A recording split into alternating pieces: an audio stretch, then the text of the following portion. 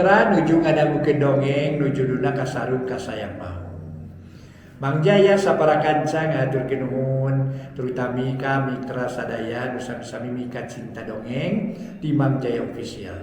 Mang Jaya nu asli mah di Mang Jaya Official para mitra sadaya margi ieu mah asuhan Mang Jaya khusus para wargi. Ai Mang Jaya Official mah asuhan Mang Jaya khusus sareng tim di Mang Jaya Official. Kitu diantawisnanya. Aduh, mangga atuh para mitra Mang Jaya ngaturkeun nuhun.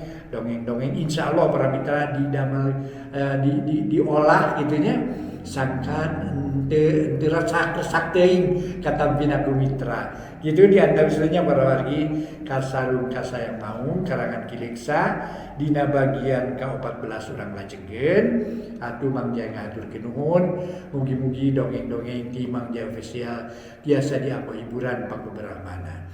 Kasugering kaum nangu di mana we ayana ari nu namina kembang cengek naon ta ieu kembang cengek mah para mitra mencenges para mitra sadaya syuhah lata-lata mencenges aduh di mencenges eta cenah juga kembang cengek aduh nyan para mitra sadaya urang lanjutkeun dongengna judulna Kasarung Kasayang Mau karangan Kileksa dina bagian ka-14 wilujeng ngadangukeun.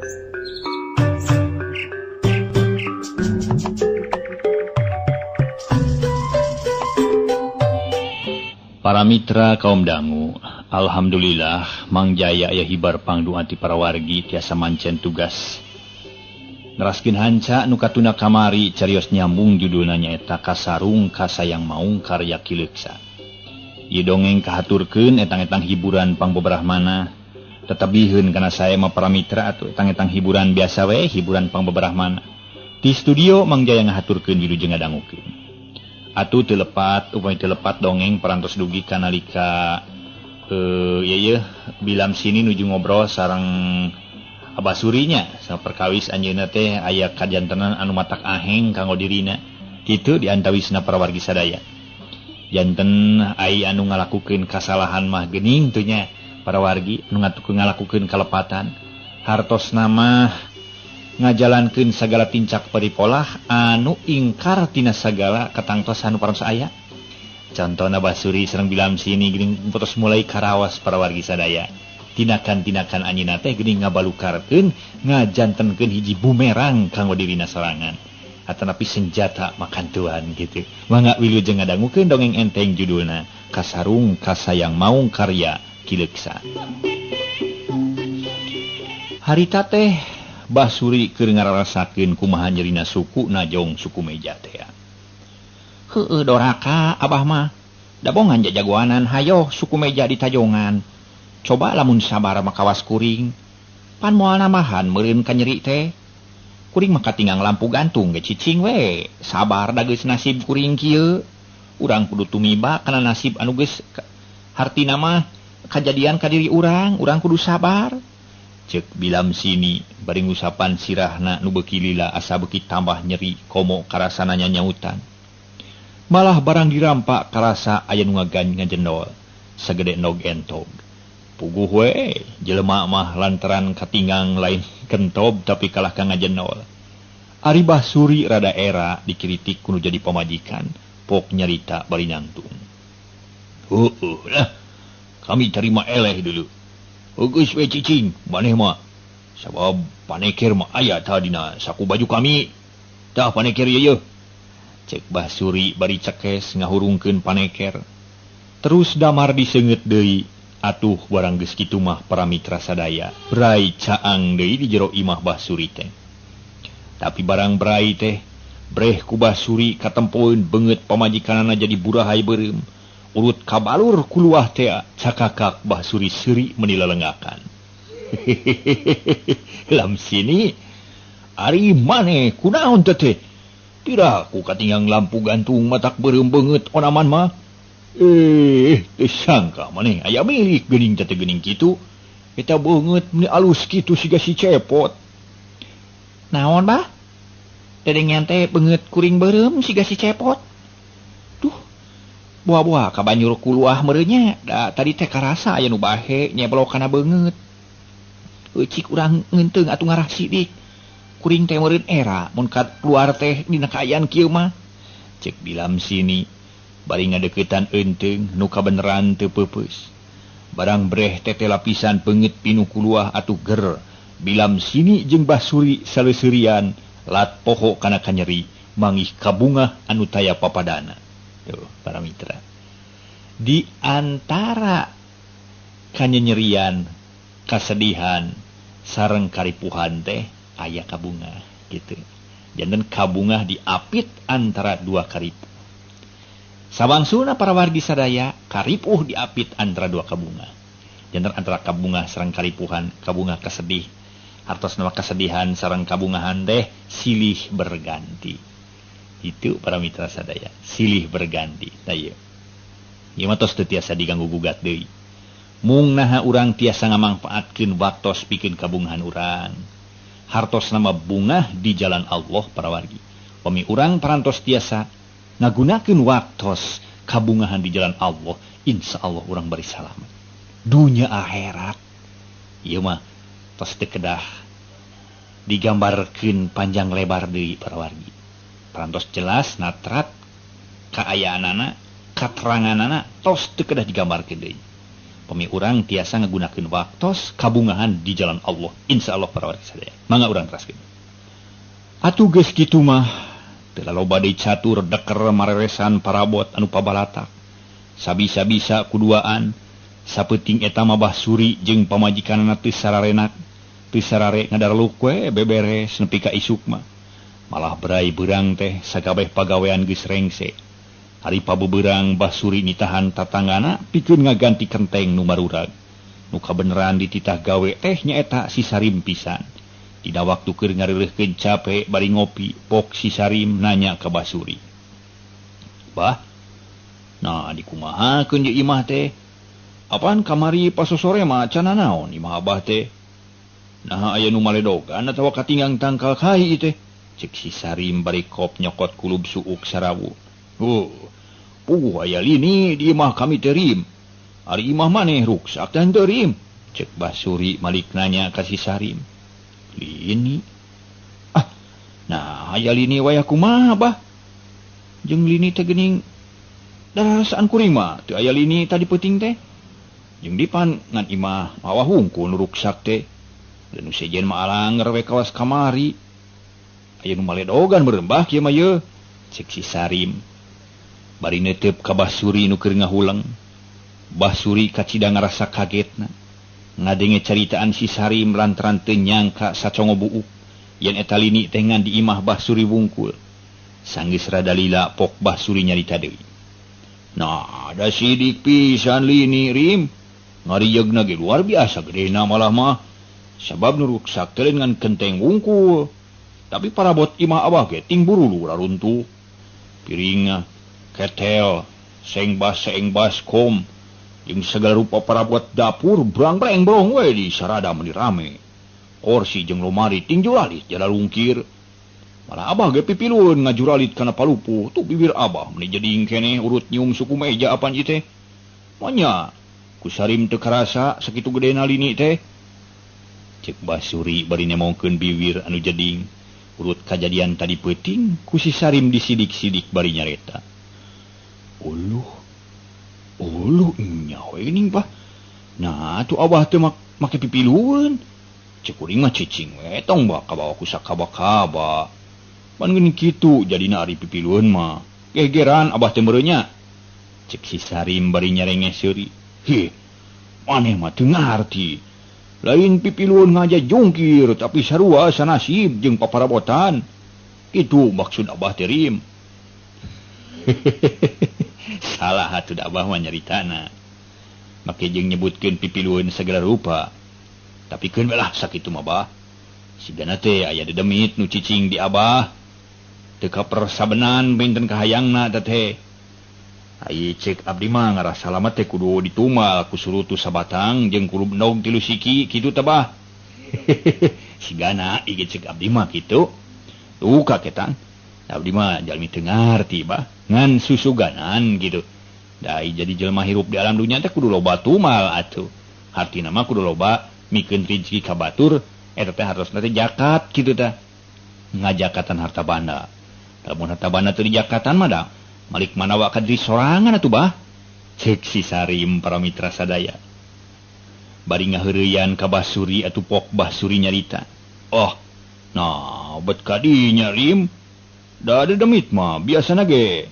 Sok hayang endog atah hari ceuk maneh cenah kudu kulubna. Mun surutu memang kaharti ku abah ge sok aya geuninganan. Anu hartina mah nyebakeun atanapi ngajangan kada demit ku surutu mah sok aya. Ngan aiku nog asak mah asa can kaharti abah teh Rim. Eueuh ti ditu nada tu demit mah teu beukieun nog asak teh. Kabeukinan nog atah sok diloklok cenah bejana teh. Cek Basuri dina hatena rada reuwas ari sabab sok sieun si Sarim geus nyahoeun Rusiah manehna. Reuwas kabina-bina dina obrolan-obrolan teh kacida pisan manehna ati-ati. Sok sieun ieu teh hartosna mah anu keur nyaeta nyilidik. Pokona si Sarim bisi nyilidik kaayaan dirina dina nggon-nggoning manehna muhit ka gunung teh para wargi sadaya ka Siluman Butahejo. Abah masuk bodoh. Iya, da nyuguhna ge ulah peuting atuh bah, tapi kudu bayah ieu ngarah kasaksian ku kuring. Geus disuguh mah imah awah teh alus deui. Cek si Sarim tetep hayang ngaheureuyan ka Basuri. Ngadenge kitu cakakak Basuri teh seuri semu anu bungah naker. Pok Basuri nyarita bari ngodok saku baju ngaluarkeun surutu. Hehehe, ari sugan abah teh. Lain kadinya cop na atuh Rim. Heueuh omongan maneh teh Rim. Boro abah teh geus reuwa sok sieun nya we aya dedemit nu teu kacocokan ka hayangna. Oh ari nu hayang surutu jeung kulub nog maneh mah lah kaharti atuh. Matak naon ngomong we terus terang hayang udud atuh lah sok ngalilieur ka abah. Kudu togmol ka abah mah ulah sok loba ting malapah gedang geus kolot abah teh teu kaharti. Dina urusan mecahkeun kode-kode teh abah teh. Jadi bikeun ka abah mah ulah sok dekengna sakaligus we nu jetuna. Jadi abah ngarti. Oh jadi maneh teh hayang udud kitu beureunya. Cek Basuri bari song mikeun surutu ka si Sarim. Hatena ngarasa ngemplong deui. Lantaran si Sarim teh jelas nyaritana teh lain nyiniran ka manehna jeung lain keur nyilidik. Tapi seakal-akal tambang era ngenta udud. Si Sarim kacida bunga heunaker dibere surutu teh. Hari sabab kakara harita manehna ngarasa dibere surutu ku Basuri. Sajabati kitu geus kasohor ti baheulana Basuri mah tara ngobral surutuna jeung saha bae oge. Istilah ngadu bako keur Basuri mah cadu naker. Sabab lamun kabeneran ngariung jeung batur ududeun manehna mah tara dikaluarkeun. Si Sarim pok nyarita deui bari ngulinkeun haseup surutu nu nyerebung tina liang irungna. Malah dibuleud-buleudkeun kacida matak nikmatna ngaroko surutu. Da carang arang langka manehna mah ngaroko surutu teh ai teu pamere mah kitu ti batur. Kari-kari ayeuna Basuri kacida pisan bageurna make jeung mere surutu ka manehanana. Aduh, disangka nya bah sakieu nikmatna ari udud surutu ieu. Kuring mah bah saumur nyunyuhun hulu. Ieu nyuhun hulu nu ieu mah nyabahnya kakara ayeuna ngalaman udud surutu nu kacida nikmatna. Lantaran bah karasa pisan ngeunahna teh. Ari pamere mah teu kawas meunang meuli bah. Keunlah bah soal kenteng imah mah sakedeung deui bakal beres ari geus disuguh mah. Cek si Sarim bari nyengir. Ari panon meletet ngareret ka juru panon ka Basuri nu keur unggut-unggutan ngahaminan caritaan si Sarim. Dina jero hatena Basuri nyarita kieu. Poe kadinya sing seueuh suka bunga. Lantaran isu pageto sia bakal pindah ke negara Siluman Butahejo. Sia bakal jadi usi pejit Prabu Anom Lukawisesa sia. Hehehe. Aya dewe pirejekieun teh. Dasar aing mah loba rejeki hirup di dunia teh. Cek Basuri jero hatena. Ari nu kaluar tina sungutna mah lain kitu tapi kieu pok-pokanna teh. Heuh. Nya syukur we atuh ari katarima mamarim pamere abah. Malah lamun hayang keneh mah engke sabada beres digawe ku abah dibere deui sabatang. Jung ayeuna mah geura digawe bisi panas manten. Ke mah geus panas manten masuk hoream kana pagawean teh. Cek Basuri bangun hubungah naker lantaran si Sarim jiga nuges lineuk pisan ka Basuri sedang si Sarim can boga rasa curiga yen dirina bakal dijadikeun parab siluman buta hejo. Kalayan terobat catur harita mah jung si Sarim nangtung terus naik kana suhunan imah Basuri rek neruskeun pagaweanana atawa hancana. Basuri leos ka dapur nyampeurkeun pamajikanana nu keur masak. Sigana bae Basuri rek ngabadamikeun obrolan jeung si Sarim tadi. Datang-datang pok Basuri nyarita kanu jadi pamajikanana. Ulam sini. Nah, geuning si Sarim teh masih kade hirupnya. Pan ku abah geus disebakeun peuting tadi. Boa-boa si Sarim teh boga ganti antina nya. Singada bae manehna teh sanggup ninglar siluman anu diutus ku Gusti Prabu. Ari karuksakanana teh paka urang. Cek Basuri dek diuk dina jojodog hareupeun hawu. Pilam sini pok ngajawab bari rada ngarenyag. Naon bah? Dedengan teh si Sarim boga antina. Ah, naon sababna bah wali nyarita kitu? Da cek rasa kuring mah asa mustahil si Sarim bisa ngalawan ka siluman tukang nyokotan manusia. Nu ku urang disebakeun. Geuning bareto basa uana ku urang disebakeun teu bisa ngahalangan. Padahal keur sakaratna teh di hareupan ku manehna cenah. Mata kuring mah asa teu percaya lamun si Sarim boga antina teh. Cek Bilam sini ngabantah pamanggih salakina. Basuri pok ngomong deui. Ih, sugan cek abah oge. Sabab buktina pan hirup kene geuning. Pan biasana mah sanajan teu buru-buru paeh oge sok gering. Sedeng si Sarim pan masih jag-jag waringkas meuni sakitu balejagna. Cek Basuri keukeuh peuteukeuh boga sangkaan goreng. Lantaran kari-kari si Sarim disebakeun peutingna aya kajadian nu matak ahing. Ah, nya encan we meureun. Sugan we engke peuting mah dicokot. Malah ngarah leuwih mati. Buruhan digawe urang gedean, heug ijabkeun deui ka Gusti Prabu kitu we lah nah sena. Da lamun gede mah meureun buruhanana manehna ge beuni mente montel ka urang. Lah, saha pijaleungeunana? Oh, teu hayang kana rezeki atuh bah. Kitu para mitra sadaya. Cek Bilam sini. Oh, halus kitu ge. Oh, baik atuh uruskeun ku maneh. Abah mah rek nempo balong heula. Kamari teh keur ngenogkeun bisi bibitna luncat ka susukan. Cek Basuri para mitra sadaya. Bari salajeng nama Basuri teh leos terus init keluar. Teuing init ka mana da bebejana mah rek ka balong. Para mitra kumaha ari si Sarim harita teh. Si Sarim harita geus ampir beres pagaweanana. Nuker dipaju kabeneran luhureun kamar panyepen Basuri. Barang ret si Sarim kahanap gebeg si Sarim ngarenyag. Lantaran tetela naker atra tetela di eta kamar teh meninga barak rupa-rupa sasajen. Kabeh katempo kalayan jelas pisan. Ari sabab kamar eta ngahaja ku Basuri teh teu make lalangit atanapi teu make pian. Puguh we si Sarim teh bisa laluasa nyidikeun kaayaan di eta kamar. Nuka cida kaget napisan pikeun si Sarim. Nyaeta barang nempo totopong anu kumanehna dipasrahkeun ka Bilam sini kamari. Nyaksian kaayaan kitu pok si Sarim ngomong sorangan lalaunan. Be, cilaka gede aing ieu. Tetela pisan totopong aing dipake sasajen ku si Suri. Kasabelan sia. Oh, jigana aing teh dipake wadah meureun nya. Lantaran totopong aing diwadahan ku baki perak. Oh, tetela pisan ya bener-bener munyung si Suri teh. Paingan anakna beak jeung sok loba paeh ngada-ada. Sigana we dipake wadah ku si Suri. Ah, mun kitu mah si Suri teh jahat ye. Awas ya diwara ku aing. Cek si Sarim bari teu loba pikir deui terus moncor kana sela-sela reng. Sakilat geus aya di jero para imah Basuri terus tuturubun turun ka handap. Geus aya di handap gap kana totopong nu manehna diteuneun dina baki perak. Geus hasil nyokot totopong kalacat si Sarim naek deui ka luhur terus neruskeun pagaweanana bari hatena rada dagdidug sok sieun Basuri nyahoeun.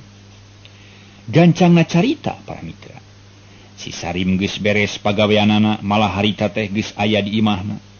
Sanggeus bebersih jeung geus reureuh cape. Si si Sarim indit ninggalkeun imahna bebejak ka pamajikanna marek ulin ka Cihanjuang cenah. Ari nu sabenerna si Sarim rek indit ka hiji lembur nu katelah Cimacan. Di eta lembur aya hiji kolot nu kasohor sagala bisa.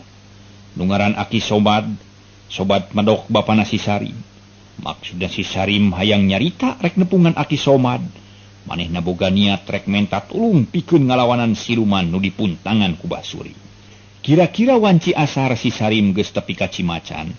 Malah harita ge si Sarim keur pupuntenan bari ngetrokan panto. Meuni sababaraha kali si Sarim pupuntenanana. Bari nangtung hareupeun panto ti jero imah kabeneran Ki Somad nemalan. Emang Ki Sema. Nah, pupuntenan teh tarik-tarik teuing. Yo culi aki meuni katorekan sok asup ka jero da panto mah teu ditulakan ieu. Kagok aki teh keur ngawengku ayakan bisi pecat deui. Iap ka dieu ka jero tong asa-asa Ki Sema. Cek Ki Somad di jero imah da geus kitu ilaharna. Aki Somad mah akuan kanu jadi Sema. Sing saha bae sok sanajan Sema kakara adatan di aku kalayan kacida pisan someahna. Atuh para mitra geus kitu mah teu loba deui catur. Kalacat si Sarim unggah ka imah Aki Somad.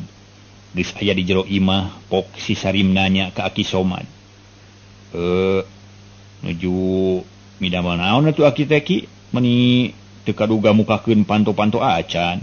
Cek si Sarim garigek diuk dina palupu. Olo jang Sarim, panyana Aki mah siruha nu pupuntenan teh.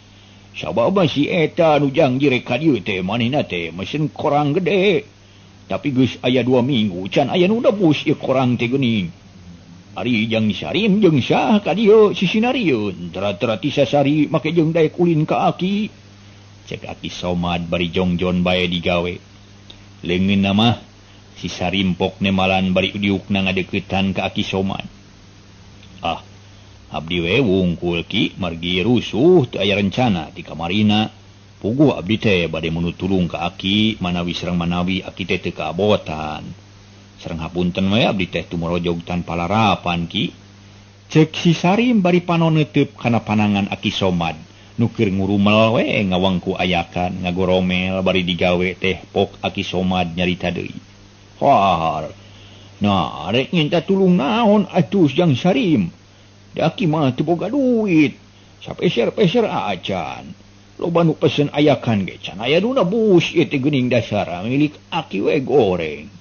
Rajeun aya order tapi geuning teu ditebus-tebus. Bisa nyieun teu bisa ngajual. Hardina pikeun Aki teh teu jadi duit pagawean teh jang Sarim. Nah, Ki da ieu naon teh abdi teh naon teh ieu sok nyarita atuh jang Sarim tong ieu teh abdi teh rek minta tulung naon sok atuh nyarita. Ki maksud abdi teh Ki masok kitu da sanes bade namut artos menika isinan abdi teh Ki nanging aya kaprayogian nu dinas ieu teh samali upami diartoskeun mah sigana teh moal kaijir margi teu kinten mahalna sajabi ti kitu teh da dinu sanes mah teu aya deui kitu ta maksud abdi teh. Mani asa lalieur nyarek minta tulung naon atuh ujang. Cik caritakeun ka si Aki susuganan si Aki bisa nurungan. Wakcakeun masing balaka. Ngan wayahna we ngobrolna Aki marek bari digawe ye lumayan. Hitung-hitung nambah-nambah kitu tah sugan we aya nu nebus kitu tah. Cek Aki Somad bari leungeun anger we migawe ayakan. Si Sarim pok nyarita deui. Sawios Ki mangga we teraskeun ngadamel mah. Ulah ngaraos kaganggu da sanes nu tebih ongkoh tamu teh abdi mah. Dupi pamaksadan abdi teh kieu geura Ki. Mangga ku Aki Bandungan ku abdi bade diterangkeun ti ngawitanana. Ceuk si Sarim bari derak-dak nyaritakeun pamanggihna nu aya patula patali jeung Basuri. Ti mimiti nginjem duit ka Basuri nepi ka waktu harita. Kabeh ditetek taya nu kaliwat. Sanggeus tamat nyaritakeun pamanggihna terus si Sarim nyarita kieu. Tah kitu Ki ngawitana teh. Dupi abdi pangna dongkap ka Aki teh bade munut pitulung sangkan abdi salamet teh janten korban Basuri. Sajabi ti kitu abdi teh hoyong malik ngaheureuyan ka Basuri kitu cek si Sarim nerangkeun pamaksudanana. Ari Aki Somad pok nyarita deui. Oh, oi sugan derek nginjem duit datang ke Aki teh. Nyari rek ngenta tulung nu kitu mah bisa Aki ge. Nulungan sugan Gusti Allah marengkeun kitu tah. Tapi nya ya syarat na minta tulung ka Aki Majang Sarim. Kumaha ujang sanggup ngalaksanakeun syarat-syaratna. Cek Aki Somad bari eureun heula nyaritana. Malah migawe ayakan ge eureun. Ari panon neuteup seukeut ka si Sarim, ku si Sarim pok dijawab. Sanggem ki, mangga we geura saurkeun ka abdi. Margi abdi oge parantos sayagi pisarateuna mah. Malah upami priyogi mah ayeuna ku abdi bade dikaluarkeun. Cek si Sarim bari ku siwel ngaluarkeun bungkusan leutik tina saku bajuna. Geus kitu song dibikeun ka Aki Somad. Ari ku Ki Somad gap ditampanan terus dibuka. Barang dibuka teh tetela eusina duit 10 perak. Geus tetela kitu mah cakakak Aki Somad seuri. Pan Gusti Allah marengkeun kitu tah. Tapi nya ya syarat na minta tulung ka Aki Majang Sarim. Kumaha ujang sanggup ngalaksanakeun syarat-syaratna. Cek Aki Somad bari eureun heula nyaritana. Malah migawe ayakan ge eureun. Ari panon neuteup seukeut ka si Sarim, ku si Sarim pok dijawab. Sanggem ki, mangga we geura saurkeun ka abdi. Margi abdi oge parantos sayagi pisarateuna mah. Malah upami priyogi mah ayeuna ku abdi bade dikaluarkeun. Cek si Sarim bari ku siwel ngaluarkeun bungkusan leutik tina saku bajuna. Geus kitu song dibikeun ka Aki Somad. Ari ku Ki Somad gap ditampanan terus dibuka. Barang dibuka teh tetela eusina duit 10 perak. Geus tetela kitu mah cakakak Aki Somad seuri. Oh, Jang Sarim mah los-los kanu kitu geuninganan. Nu ku Aki dipenta teh syaratna teh lain kieu Jang Sarim. Lantaran sanajan saeutik oge Aki teh bisa keneh aing ngala duit mah. Demi syarat nu dipenta ku si Aki, kieu geura Jang Sarim. Ti mimiti poe ieu Jang Sarim kudu puasa, lilana 8 poe. Sajabat ti kitu ujang teu meunang ninggalkeun anu 5 waktu. Sakitu tah syarat nu penting mah. Ngan sajabana memang aya deui nu sejen. Tapi teu hese ye ge lantaran ku ujang geus kapimilih kumaha ayeuna dibawan teu. Cek Ki Somad bari neuteup ka si Sarim nu keur colohok bengong. Barang ditanya kitu tepok nemalan. Naon kinu parantos kapimilih ku abdi teh? Dacan kahartos abdi mah. Ku eta totopong nu ku ujang dibabawa sok kadiekeun. Oh, totopong. Hilap abdi teh ki. Manawi teh sanes totopong, mangga we kieu nyangakeun atuh.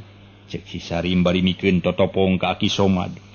Ku Aki Somad gap ditampanan bari nyarita deui. Da ieu nu ku Aki dibutuhkeun teh. Lantaran kabeneran pisan. Aki teh geus teu boga totopong rek dipake we tuluy na mah nya. Cek Aki Somad bari gap totopong dipake harita keneh. Atuh nempok itu teh si Sarim colohok teu ngiceup-ngiceup.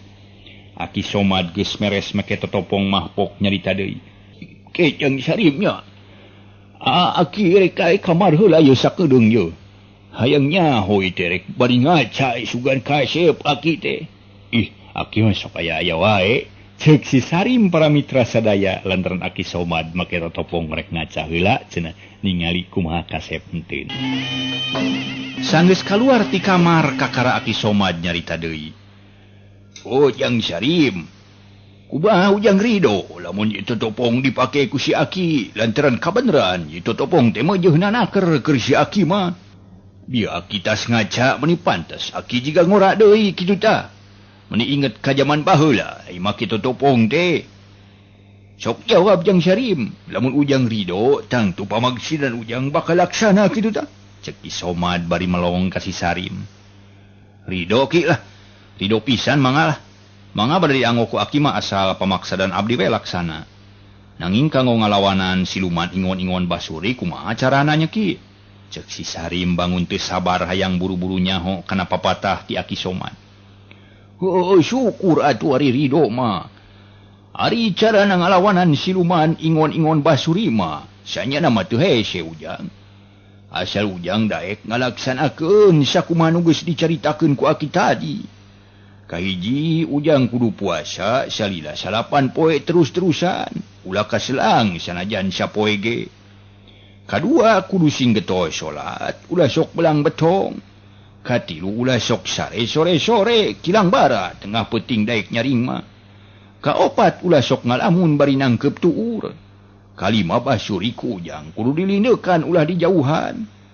Ye kitu mun pas sore heug ulin ka basuri terus ngobrol secara kakaluargaan.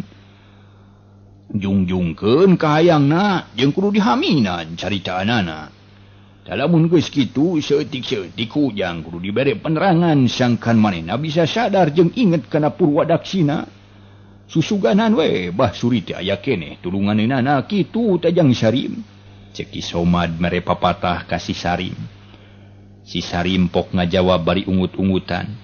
Siga nu heueuh we ngarti padahal hatena mah masih keneh can mantra-mantra. Lantaran caritaan Aki Somad jauh naker jeung nu dipiharep ku maneh. Ari tujuan manehna datang kadinya eueuh deui sangkan dibere nyaeta aji pamake. Hartos nama aji jampe pamake pikeun nyegah datangna atawa nyegah ngahalangan rencana siluman teh.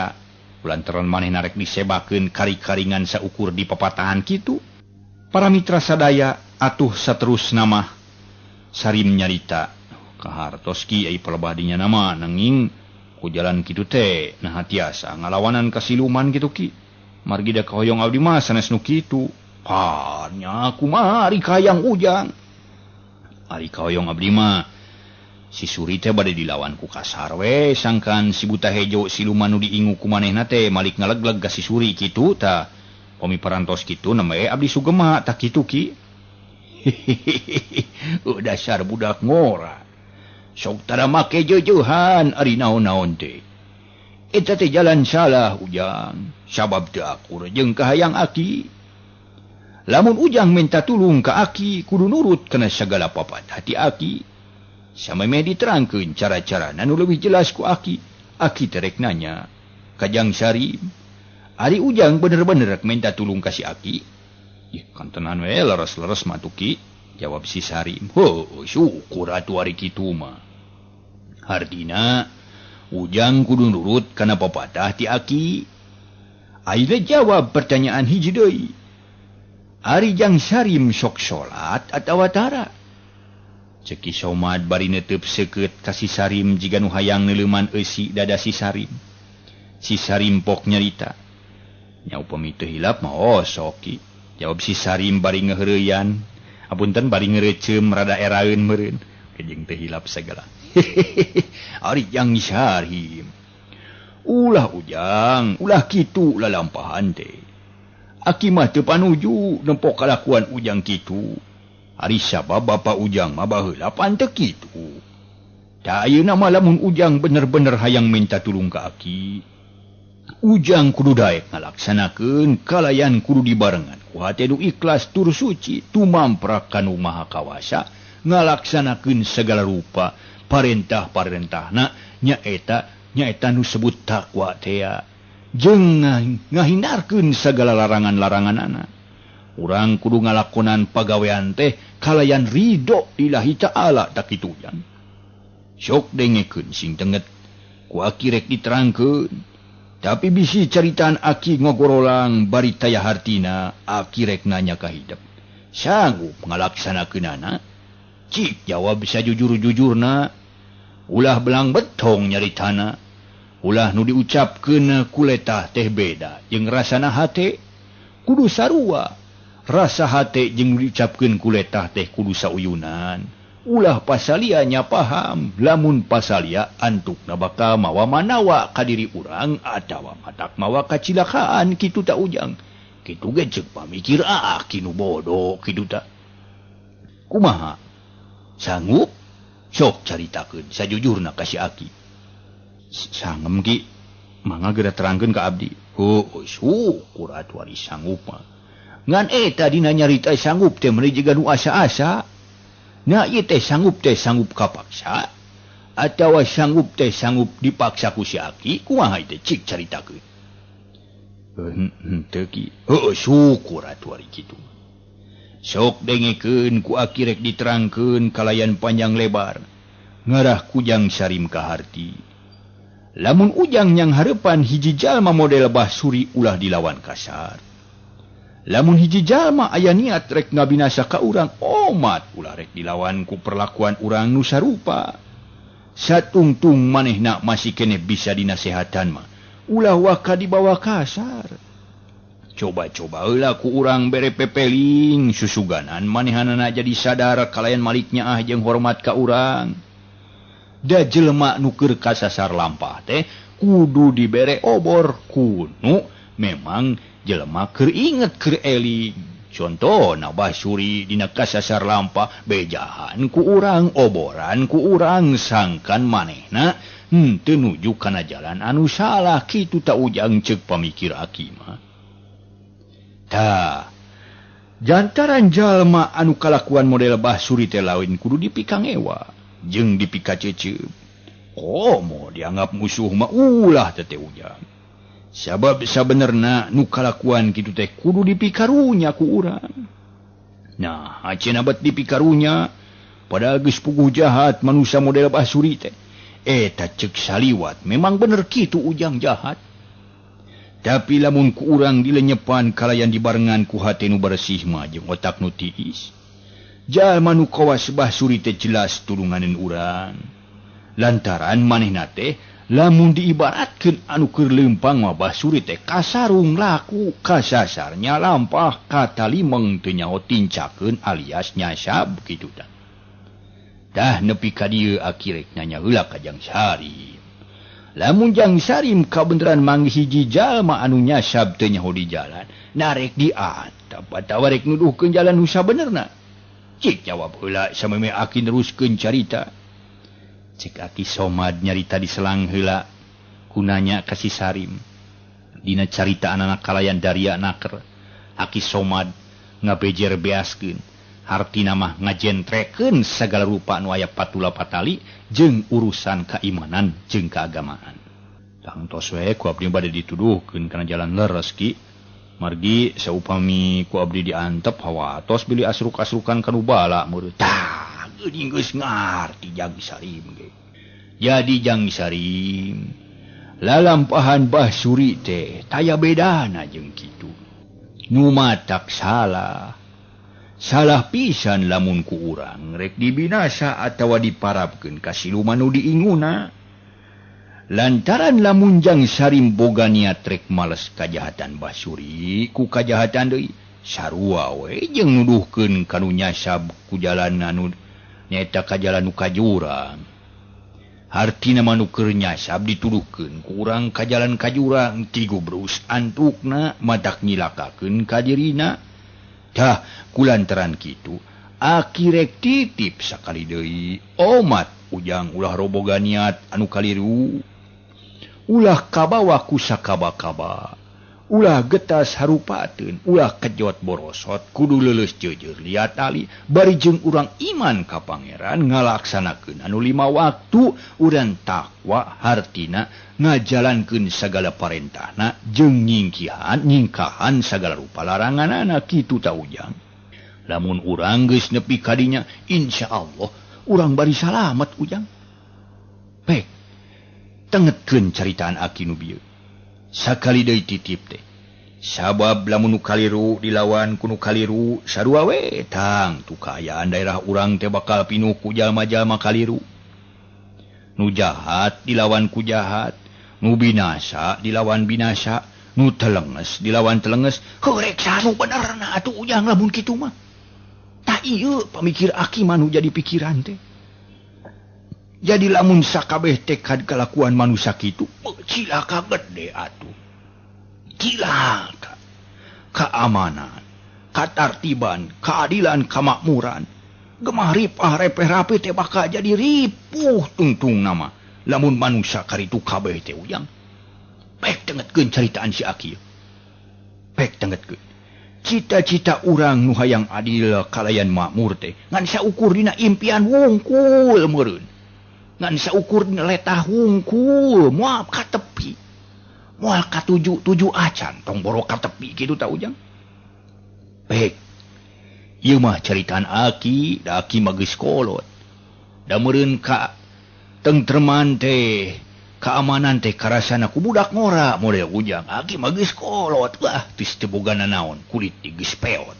daging geus beak haropak sakedeung deui aki mah nyangirah ngaler ujang da kitu da lamun geus disebutkeun mah aki mah geus tereh isya ieu teh tapi samemeh aki balik muli kaja timbulang ka asal aki teh hayang nyarita ka ujang bongan ujang sumolono datang ka aki ka dieu rek menta pertelungan sakitu caritaan aki mah ujang dah kitu jadi ulang teh ulah urang teh ulah urang hartina mah hayang ngagugulukeun kagorengan sabab keadilan jeung kamakmuran moal datang sorangan lamun urang salilana silih kakalakeun silih gubruskeun silih ancam silih arah silih bebeutkeun jeung silih ala nyawa tah lamun jang sarim geus nyaho kana soal eta sok geura mimitian hirup bener jeung bageur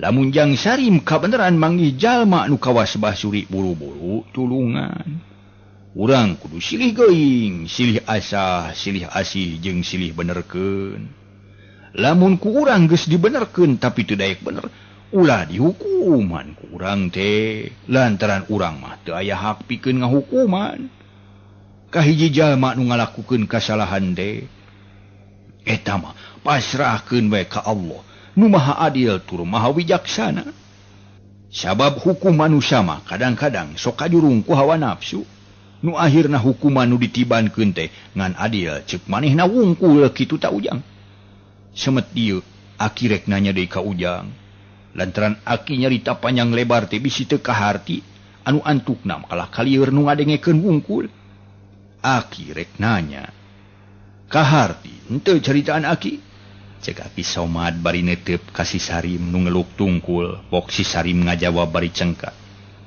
kahartos pisan kieu upami kitu mah hapunten we abdi teh parantos gaduh tekad nu sasar abdi rumaos kajurung ku hawa nafsu teu kiat nahan amarah jawab si Sarim bari ngeluk deui tungkul ari aki somad pok neruskeun deui caritaan heuh syukur kaharti ku aki ge kaharti ai sifat jelema teh boga rasa hayang ngalawan ai sifat jelema boga rasa hayang ngabela diri nyaeta ku jalan ngagebruskeun ka batur contona ujang kulantaran ujang rek disebakeun cenah ceuk pamikir ujang kasiluman buta hejo ujang boga hak nyaeta pikeun ngabela diri cara ngabela diri teh rupa-rupa jang Sarim ari nu kujang Sarim ngabela diri teh bari jeung rek ngagebruskeun ka musuh ujang mun disebut musuh teh mah tapi ceuk abah mah lain kitu atawa ceuk aki mah ngabela diri teh ku jalan salamet sarerea tak kitu ujang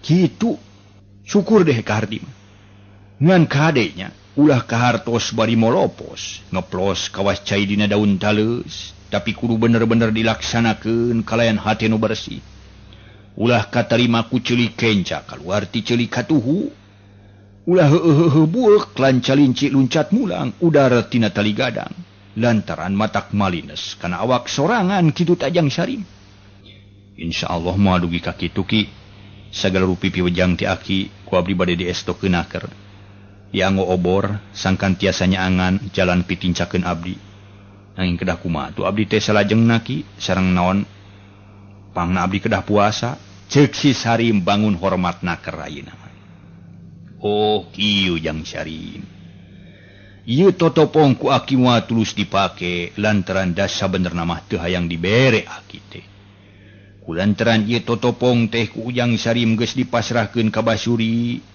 geus lain milik ujang deui ayeuna mah tapi anu basuri nu matak ayeuna mah pulangkeun we ka basuri mudah-mudahan bakal mawa manfaat keur ujang cek si kaki somad bari mikeun di totopong ka si Sarim gap ku si Sarim bari nyarita deui mangatuki ku abdi bade diwangsulkeun deui ka basuri nanging kinten-kinten abdi moal cios diwadalkeun ari ujang bet nanya kitu ieu jang Sarim soal maot jeung hirup manusia ulah digantungkeun kanu kadaritu ujang Sabab kabeh geus aya dina kakawasaan Gusti Allah Subhanahu wa taala.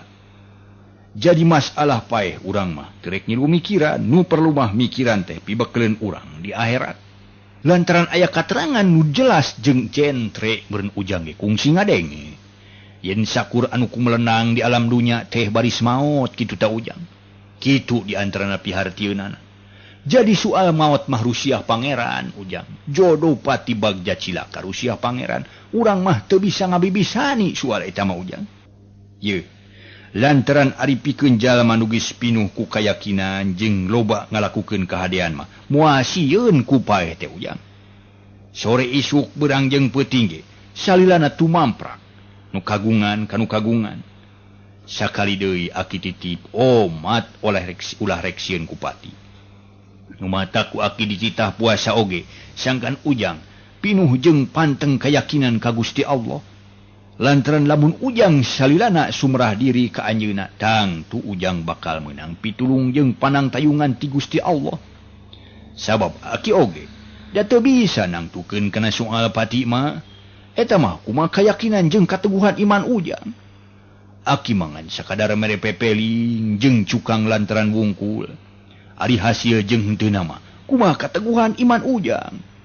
Ngancek aki manya lamun ujang hayang salamet pek jalankeun sakumaha nu diceritaan ku aki bieu nu diterangkeun ku aki sakitu tah ceuk aki somad bari nutupkeun caritaanana nyaeta ka si Sarim teh si Sarim ge rada ngahuleng rek ngajawab caritaan aki somad teh. Nah kunaon cicing wae jeung Sarim nyarita atuh kalah ngajajantul geuning siganu hartina mah jantungeun kitu. Kumaha ka harti caritaan aki nu diterangkeun bieu teh? Mangga aki ku abdi bade dilaksanakeun nanging ieu totopong teh parantos dijampean kitu cek si Sarim masih keneh tatanya. Ari jang Sarim cenah geus ngarti ujang teh tapi masih keneh tatanya geuning. Aki hayo we ngagolontang nyarita teh ngajampean apaan teh pan ngajampean aku urang panjang jampena kitu. Sumuhun ka hartos ki cek apa panjang sakitu ge jampena. Hapunten kitu ka bade abdi teh rumaos rada belet ki nanging eta artos mah mangga we nyangakeun hatur lumayan kanggo meser bako. Cek si Sarim bari nyodorkeun bungkusan duit nu ti tadi ngagoler dina palupu. Ki somad pok nyarita deui. Ulah jang Sarim. Sabab aki mah tara ngajualan jampe. Ilmu jeung jampe mah lain jualeun tapi amalkeun jeung bagikeun. Ka sarerea aki mah sanajan dibere duit ge ridho, teu dibere duit ge ridho lillahi taala. Asa jampe ti aki ku ujang dilakonan kalayan ikhlas dak kitu. Ngan hanya kal waktuna kaburu beak ujang. Urang tuluykeun isu we dongeng teh nya aya keneh jampe ti aki minangkeuna mah. Seutik-seutik mah mudah-mudahan bisa katarima. Hanya kal para mitra. Waktosna kabujeng sae para mitra sadaya.